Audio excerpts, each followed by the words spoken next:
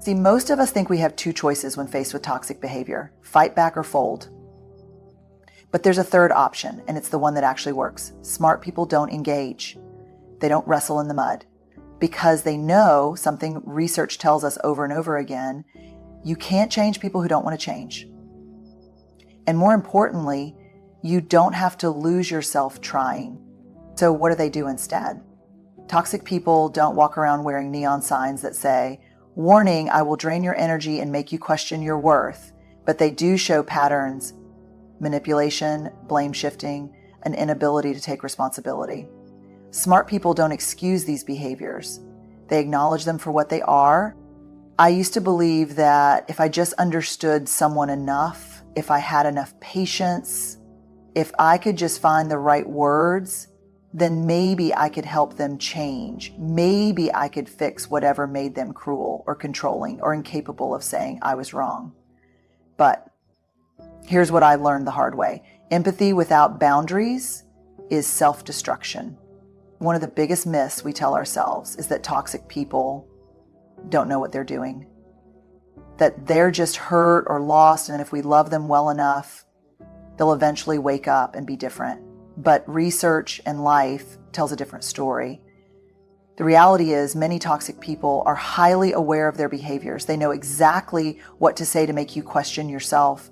They know how to twist a conversation so they come out looking like the victim. They know how to keep you tangled up in their mess, doubting your own reality. And the more you try to prove yourself to them, the deeper you sink into their cycle. Now, here's where it gets tricky. Most of us don't see the signs right away because they're not obvious at first. Toxic behavior doesn't always start with cruelty or blatant manipulation. It starts small. Maybe it's a joke at your expense that stings a little too much.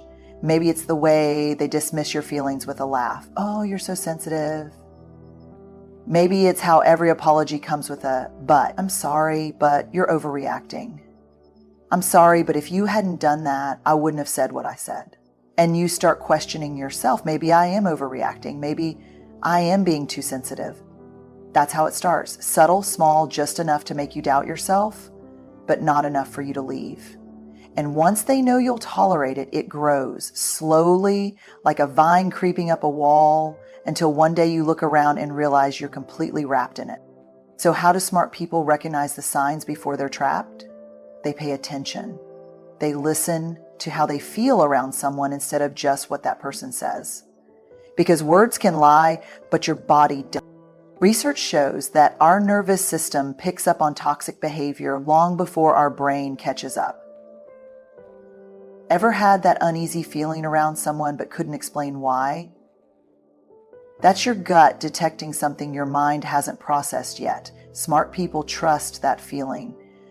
They don't gaslight themselves into staying in places where they feel drained, belittled, or unsafe. And here's the thing, recognizing toxicity doesn't mean labeling people as monsters. It's not about saying this person is bad.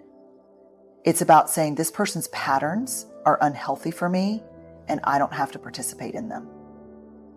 Because at the end of the day, whether someone is intentionally manipulative or just emotionally immature, doesn't change the impact they have on your life.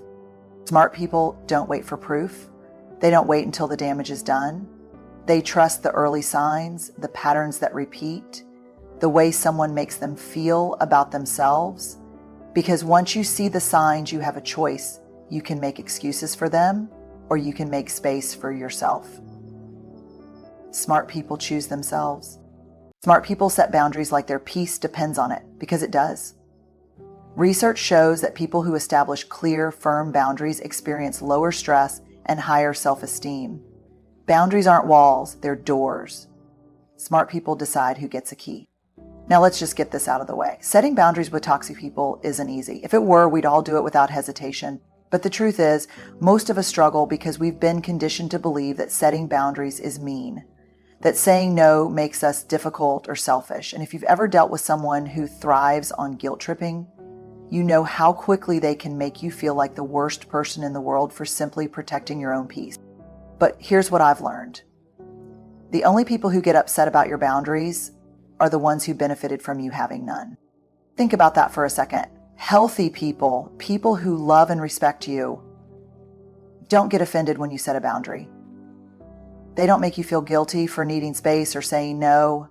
But toxic people, they don't like boundaries one bit, because boundaries mean they can't control the way you show up for them. So let's talk about what boundaries really are. They're not about changing other people's behavior. They're about changing your own responses to protect your well-being.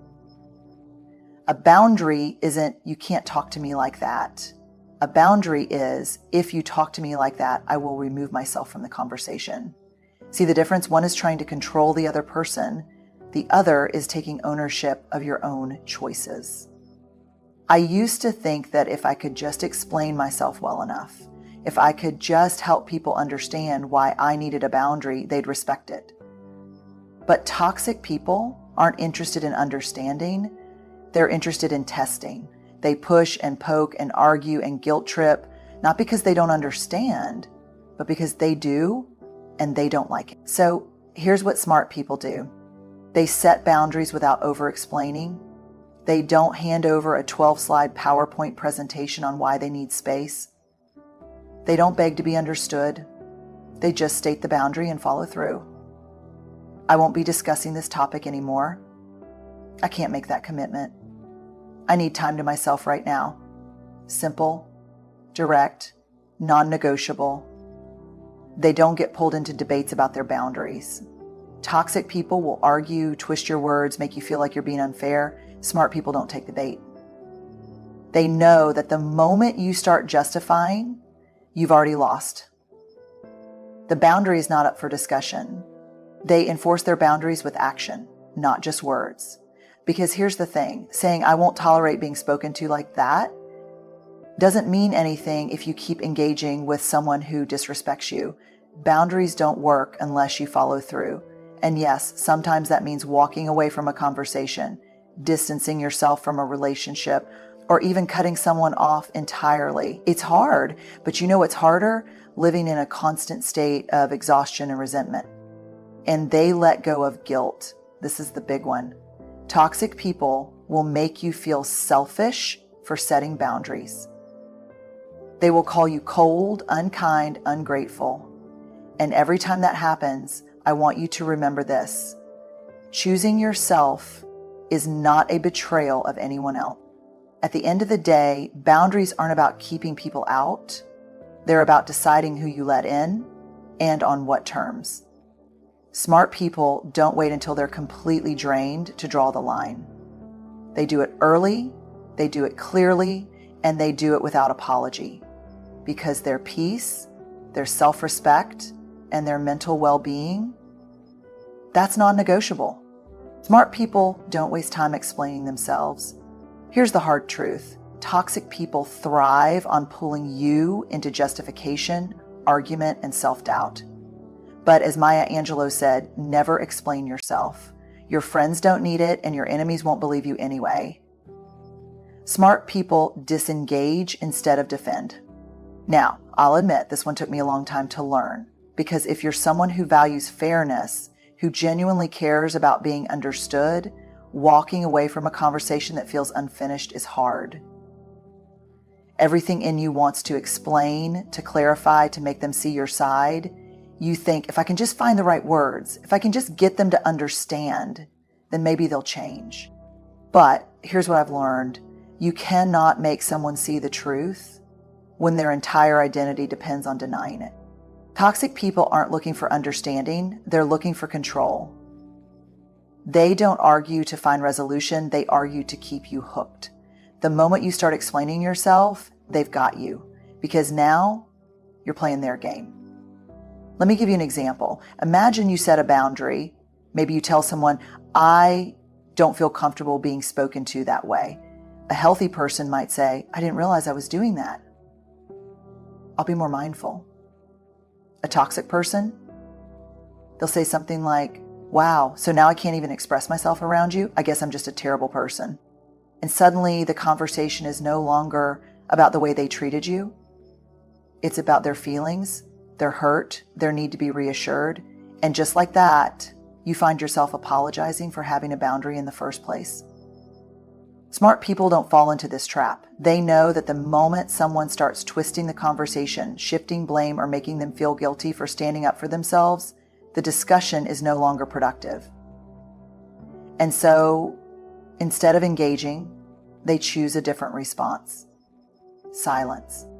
Now, I know what you're thinking. Silence feels impossible when someone is pushing you for an answer. But here's something most people don't realize. You do not owe everyone an explanation. You don't have to explain why you're saying no. You don't have to justify why something made you uncomfortable. You don't have to prove that your feelings are valid. Because when you start explaining, you're really just asking for permission. And smart people, they don't ask for permission to protect their peace. There's a reason toxic people hate silence. It takes away their power. They can't manipulate what you don't engage with. They can't twist words you never say. And most importantly, they can't pull you into a fight you refuse to have. And here's the most powerful part. When you stop explaining, when you stop seeking their validation, they don't know what to do with you anymore. Because the only people who benefit from you constantly explaining yourself are the ones who were never going to respect your boundaries in the first place. I used to think that walking away from an argument meant losing. That if I didn't defend myself, people would believe whatever was said about me. But then I realized something. The people who truly know you don't need an explanation. And the ones who demand one, they were never going to believe you anyway. So smart people don't waste time proving themselves to those who are committed to misunderstanding them. They don't get trapped in circular conversations with no resolution. They don't hand over their peace in exchange for the illusion of closure. They say what they need to say once, and then they move on. Smart people stay grounded in their own self-worth. Toxic people are great at making you feel like you're too much, too sensitive, too demanding, too emotional. But the reality, their discomfort with your boundaries has nothing to do with you. Smart people don't let someone else's insecurities define their self-perception. I used to think that if someone had a problem with me, it meant there was something wrong with me. That if I could just be less sensitive, less opinionated, less me, then maybe I'd be easier to love, easier to accept. But here's what I've learned. Shrinking yourself for someone else's comfort doesn't make you more lovable. It just makes you invisible. Toxic people have a way of making you doubt yourself, and they do it so subtly that you don't even realize it's happening. One day, you're confident in who you are, and the next, you're questioning everything. Your reactions, your choices, even your worth. They do it with little comments that chip away at your self-esteem. Wow, you're so sensitive. You always make such a big deal out of things. No one else had a problem with it, just you. And at first you brush it off. But over time, those words start to settle in, and you begin to wonder, am I the problem? And that's exactly how they keep you stuck. Because as long as you're questioning yourself, they don't have to change. Smart people recognize this pattern early. They understand that someone else's inability to handle their boundaries or emotions is not their responsibility to fix. They don't take on the weight of another person's discomfort just to keep the peace. Because here's the thing. Peace at the expense of your self-worth isn't peace at all. It's self-abandonment. There's a powerful concept in psychology called gaslighting, where someone manipulates you into doubting your own reality. And toxic people, they are experts at it. They rewrite history, twist your words, and make you feel like you're the one who's always overreacting. But the truth is, when someone constantly makes you question yourself, it's not a reflection of your flaws, it's a reflection of their need for control. So how do smart people stay rooted in their self-worth when faced with this kind of behavior? They get clear on who they are, and they don't let anyone else define that for them. They remind themselves that having feelings doesn't make them weak, that setting boundaries doesn't make them difficult, that saying no doesn't make them selfish. And they surround themselves with people who reflect back the truth not people who distort it for their own gain. Smart people also know that when someone says, "You've changed," it's not always a bad thing, because more often than not, what they really mean is, "You stopped letting me walk all over you." Growth threatens people who benefit from your lack of it, and the moment you start valuing yourself, really valuing yourself, you'll notice that the people who relied on your self-doubt will start falling away. But that's not a loss, that's a win. Because at the end of the day, the relationships worth keeping are the ones that make you feel more like yourself, not less. So smart people don't internalize toxic narratives about who they should be. They don't shrink to fit someone else's comfort. And they don't let the insecurities of others become the lens through which they see themselves. Because when you know your own worth, you stop needing other people to validate it. Smart people don't try to fix toxic people. They understand that healing isn't something you can force onto someone else. No amount of love, patience, or self-sacrifice can make another person change if they aren't willing to do the work themselves. I used to believe that if I could just be understanding enough, if I could just say the right thing, show enough kindness, or give enough chances, then maybe I could help someone see the damage they were causing. Maybe they'd finally get it. But here's what I learned, and it wasn't easy. People don't change because you love them harder. They change because they decide to. And that decision, it's not yours to make.